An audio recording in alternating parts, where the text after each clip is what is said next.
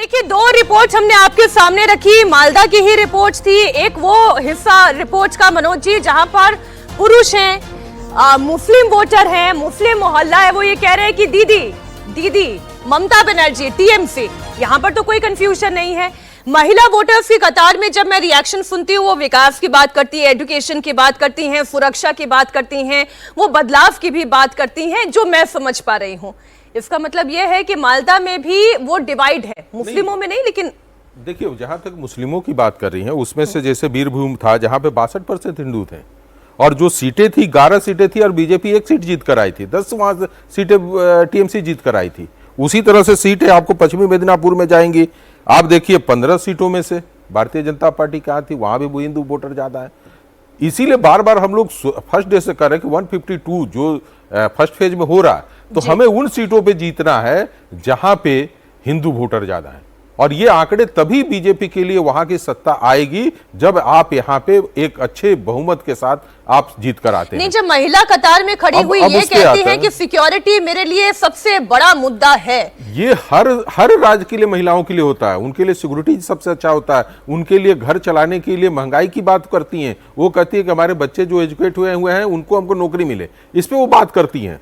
मुद्दे तो बहुत होते हैं महिलाओं के लिए, चूंकि घर चलाने के साथ साथ वो देश को भी चलाती हैं, क्योंकि उन्हीं के अर्थव्यवस्था पे घर भी चलता है और बाहर भी चलता है। तो बंगाल ऐसे भी महिलाओं में बहुत ज्यादा शिक्षित महिलाएं वहां पे हमेशा रही हैं, और बंगाली कम्युनिटी में महिलाओं ने बढ़ चढ़कर हिस्सा लिया है, चाहे राजनीति में हो चाहे वहां पे एजुकेशन की बात हो। तो वहां पर इस बार जो बाहर से वोटर आ रहे थे, जैसे बिहार की बात हम लोग करते थे कि जितने भी बाहर से लोग आए थे, वो आरजेडी ने दावा किया कि भाई ये छठ में आ रहे हैं और पोल देकर हमको जाएंगे, लेकिन वो पोल किसको दिए, रिजल्ट तो पता चल गया। इस बार भी बहुत सारे बंगाल में लोग इंटर कर रहे हैं, ट्रेनों से, बसों से, चारों से। अब वो कह रहे हैं कि भाई हम अपने वोट को बचाने आए हैं। वो वोट बचाते हुए किसको जिताते हैं, ये तो राहुल जी, फिर आप यही बताएं, जो सुरक्षा का मुद्दा उठा रहा है वो वोटर किसका हो सकता है? जो ट्रेन में भरकर आ रहा है वो वोटर किसका हो सकता है?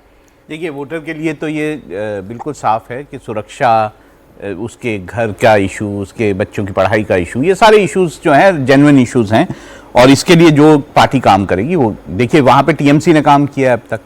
और देखिए, जहाँ तक सुरक्षा की बात है, ऐसा नहीं बंगाल पूरा असुरक्षित है। मैं नहीं मानता कि कोलकाता में कोई महिलाएं असुरक्षित है। सर, मेरा डायरेक्ट क्वेश्चन था, मुझे डायरेक्ट आंसर जो सुरक्षा का मुद्दा उठा रही है तो महिला, सिंपल है, जो सत्ता में है उसके खिलाफ ही होगा सुरक्षा का, है ना, तो वो बीजेपी के। पर देखिए, ये इतना सिंपल भी नहीं है। ये बीजेपी के लिए ये जो फेज है, ये उसकी अस्तित्व की लड़ाई है। अगर इस फेज में, अगर मैं बात करूं कि नॉर्थ बंगाल की बात कर लूं और दार्जिलिंग कलिम्पोंग की बात करूं, तो 69 सीटें हैं, जिसमें से पिछली बार 40 लगभग सीटें जो है वो बीजेपी जीत गई थी। और उसने बिल्कुल टीएमसी को 2016 के मुकाबले टीएमसी को बिल्कुल ही परास्त कर दिया था, एकदम धरातल पे ला दिया था। तो ये, और साथ में जंगल महल की जो सीटें हैं वहां पर, जो 31 से 35 सीटें हैं, वहां पर बीजेपी का प्रदर्शन, ये दोनों तय करेंगे कि इस चुनाव में बीजेपी जीतेगी कि नहीं जीतेगी। दूसरी बात, जहां तक मालदा मुर्शिदाबाद की बात है, वहां पर जो सीटें, अगर हम उसकी बातें करेंगे, तो मालदा मुर्शिदाबाद ऐसा नहीं है कि हमेशा टीएमसी का गढ़ रहा है। 2016 में बहुत बुरी हालत थी टीएमसी की, 8 से 10 सीटें यहाँ पर जीती थी टीएमसी। उसने रीगेन किया 2021 में, और बाकायदा यहाँ पे 25 से 28 सीटें वो इस पूरे रीजन की जीती है। तो मुझे लगता है कि उसके लिए भी ये बात होगी कि क्या वो इस अभी एक बड़ी खबर आ रही है, तस्वीर आप देखें, हुमायूं कबीर जिस पोलिंग बूथ पर वोट डालने के लिए पहुंचे, वहां पर एकाएक हंगामा हो गया। मुर्शिदाबाद की तस्वीर आप देख रहे हैं, जबरदस्त हंगामे की ये तस्वीर है। हुमायूं कबीर वोट डालने के लिए यहां पहुंचे इस पोलिंग बूथ पर, और अचानक से यहां पर हंगामा हो गया।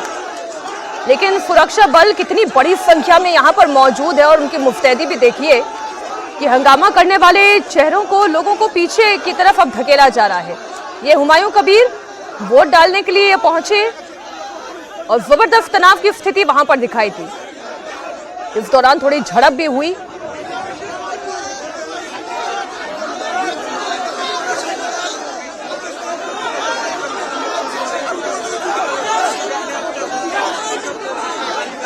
अब देखिए, देखिए, हुमायूं कबीर जिस क्षेत्र से आ रहे हैं, इस बार 2 विधानसभा क्षेत्रों से राजकुमार जी ये जंग लड़ रहे हैं। वो भी ये जानते हैं कि लड़ाई उनके लिए आसान नहीं होने जा रही है। मुर्शिदाबाद की अगर हम बात करें, यहाँ से आने वाली 22 सीटों में से 20 सीटों पर टीएमसी ने अपना परचम लहराया था। मात्र 2 सीटें बीजेपी जीत पाई थी। हुमायूं कबीर को यह लग रहा है कि अगर थोड़ा डेंट भी वो टीएमसी को पहुंचा देते हैं तो इसी में उनकी कामयाबी है। लेकिन क्या वो कामयाब हो पाएंगे? सवाल ये, क्या मुस्लिम वोट बट पाएगा? देखिए, दोनों सवालों का जवाब मुझे ना में नजर आता है। हुमायूं कबीर जिस मूवमेंट को लेकर चले थे, बाबरी मस्जिद बनाएंगे, फिर अलग पार्टी बनाई, फिर ओवैसी की पार्टी से गठबंधन किया, तब तक ऐसा लग रहा था कि वो जो भी थोड़ा बहुत डेंट करेंगे 1% 2%, वो टीएमसी को डेंट होगा, मुस्लिम वोट डिवाइड होगा। लेकिन जिस तरह से वो उनकी ऑडियो क्लिप वायरल हुई जिसमें 1000 करोड़ की डील की बात थी कि उनको 1000 करोड़ रुपए कथित तौर पर बीजेपी की तरफ से मिल रहे थे इस काम के लिए, उसके बाद वो पूरी तरह डिस्क्रेडिटेड है। और जितना मैं समझ पाया विरोध से, शायद वो हुमायूं कबीर का विरोध ज्यादा हो रहा था जी पोलिंग बूथ पे। तो अगर उनके अपने पोलिंग बूथ पर उनकी का विरोध हो रहा है तो आप समझ सकते हैं कि मुस्लिम जनमानस में उनकी क्या छवि बन के हुई है। और ओवैसी अगर पहले से अलग लड़ रहे होते तो शायद ज्यादा डेंट कर पाते। आखिर के क्षणों में उन्होंने फैसला किया। थोड़ा सुनने की कोशिश करें वो कह क्या रहे हैं। माइक उन तक पहुंचा है, सुनाइए जरा।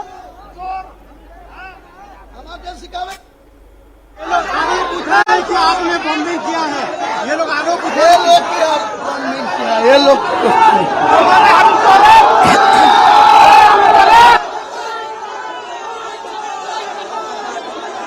थोड़ा समझना मुश्किल लग रहा है कि किसने इंस्टिगेट किया, कहां से हंगामा शुरू हुआ, लेकिन इतना तय है कि हुमायूं कबीर के खिलाफ नारेबाजी हो रही है, उनके खिलाफ ये गुस्सा दिखाई दे रहा है। जो आप कह रहे थे बात, मुस्लिम जनमानस समझ सकते हैं। हुमायूं कबीर की जो इमेज बनी है या जो इमेज खराब हुई है वो भी समझ सकते हैं। ओवैसी पहले दिन से अगर अलग लड़ने की कोशिश करते हैं तो मुझे लगता है कि बिहार का, महाराष्ट्र का, मुंबई का अनुभव हमें बताता है कि वो ज़्यादा डेंट कर सकते थे। उनको बहुत कम समय मिला, कितना डेंट कर पाएंगे देखना होगा। लेकिन इस पूरे एपिसोड का फायदा ये हुआ है ममता बनर्जी को कि मुस्लिम वोट जो पहले से उनके पास था 75 से 80% तक, वो शायद और ज़्यादा एग्रेसिवली उनके साथ यूनाइट हो गया। तो मुस्लिम वोट डिवाइड नहीं हो रहा, ऐसा हमको लगता है।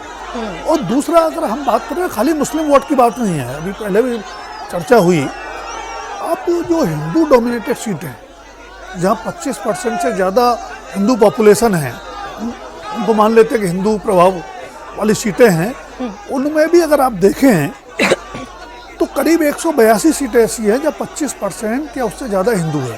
सर, हिंदू वोटर्स की बात थोड़ी सी और आगे बढ़ाएंगे, लेकिन ये अभी पहले थोड़ा मुस्लिम वोटर्स की हम इसलिए बात कर लें क्योंकि ये हंगामा और ज्यादा बढ़ गया है। हुमायूं कबीर के लिए वहां से निकलना थोड़ा और मुश्किल हो गया है।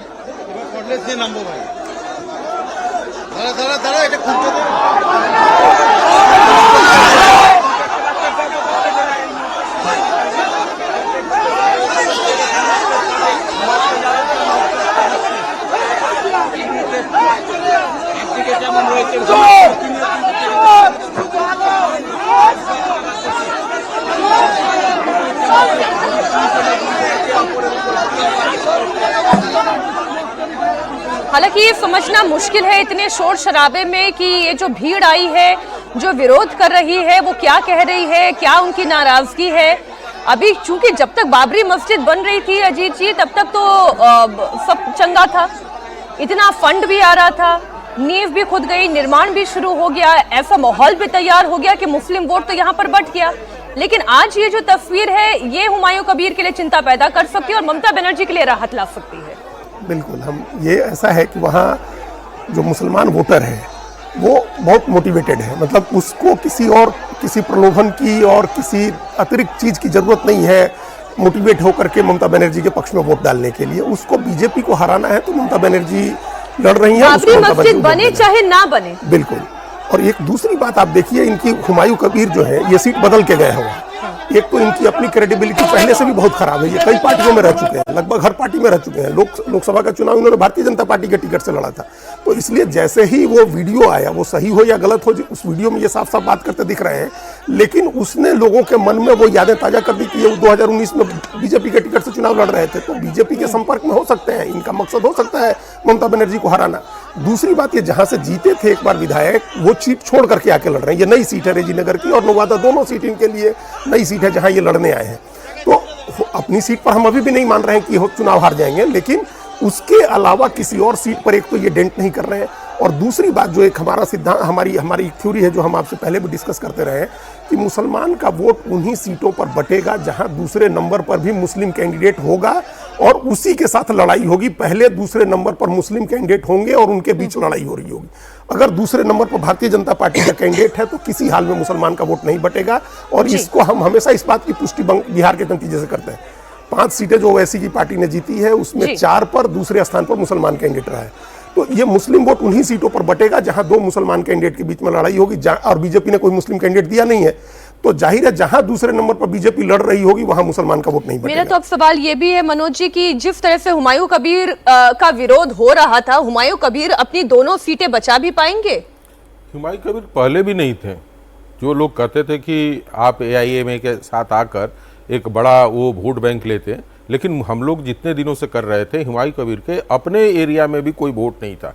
वो अपनी सीटें बचाने के लिए, और जहाँ तक बात स्टिंग की हुई थी, हम लोगों ने फर्स्ट डे से, मेरा अपना मानना था कि ये TMC अपने बिखरते हुए मुस्लिम वोट को बचाने के लिए इस तरह के स्टिंग, अब वहाँ पे जो स्टिंग कर रहा वो TMC का विधायक है और वो हिंदी में बात कर रहा। पूरी उस प्रक्रिया को आप देखेंगे तो बड़ा डाउट है।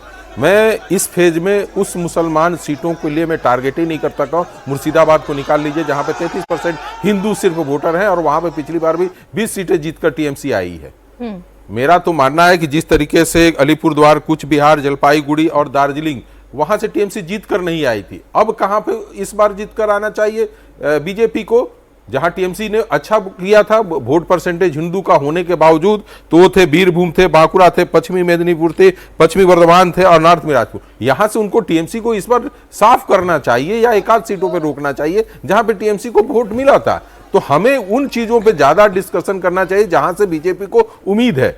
यहाँ मैं नॉर्थ दिनाजपुर की ही बात कर लेती हूँ सर, क्योंकि नॉर्थ दिनाजपुर में भी मैं हिंदू और मुस्लिम का जो आंकड़ा देख रही हूँ वो ऑलमोस्ट नेक एंड नेक है ना। हाँ। और यहाँ की 9 सीटों में पिछली बार TMC ने 7 और बीजेपी ने 2 सीट जीती। इस बार अगर कहीं से बीजेपी स्कोर कर सकती है तो वो नॉर्थ दिनाजपुर में स्कोर कर सकती है 100%। तो इसीलिए ना SIR में वहां पे पोल भी घटा हुआ, करीब 3.5 लाख के करीब वहां पे वोटर कटे हुए हैं और वो वोटर कटे हुए हैं जो उतने के गैप में उस सीटों को लेकर आए थे। तो हमें इन चीजों पे ध्यान देना होगा कि कहां पे SIR से कितना बेनिफिट अपोजिशन को मिल सकता है मुस्लिम वोटों के कटाव से। और ये मुस्लिम वोटर जो थे, माने जो 3.5 लाख, सॉरी ये मुस्लिम वोटर नहीं, माने 3.5 लाख जो वोटर कटे हैं, ये बोकस वोट के रूप में गिरते थे, जो बिहार में भी पहले ऐसा होता था। जब SIR से कटा तो वहां पे बोकस वोट मारने का कोई बड़ा ऑप्शन नहीं मिला। और जिस तरीके से इस बार पोल हो रहा है, मुझे नहीं लग रहा 2 घंटे का जो समय होता था शुरू में, वहां पे गर्मियां कम माने बहुत ज्यादा है, तो लोग अर्ली मॉर्निंग जाकर पोल करते थे और दोपहर में 12 बजे से लेकर 3 बजे तक पोल कम होता था, वो वोट परसेंटेज कम आता था, जिसका यूटिलाइज TMC करती थी बूथ के अंदर। लेकिन आज तो बहुत उत्साह दिखाई दे रहा है, 22-23% कई जिलों में इतने प्रतिशत पर मतदान चला गया। कल के प्रोग्राम में हम लोगों ने, आपके प्रोग्राम में मैंने जो कहा था कि ये 85% तक इस बार मेरा अपना उम्मीद है कि 85% तक इन एरिया में पोल होगा। तो पलटाने दरकार जो बीजेपी का नारा चल रहा है, चाहे 85%, अगर आप इसमें हिस्ट्री देखेंगे तो इन एरियाज में 83% से 88% तक वोटिंग गया।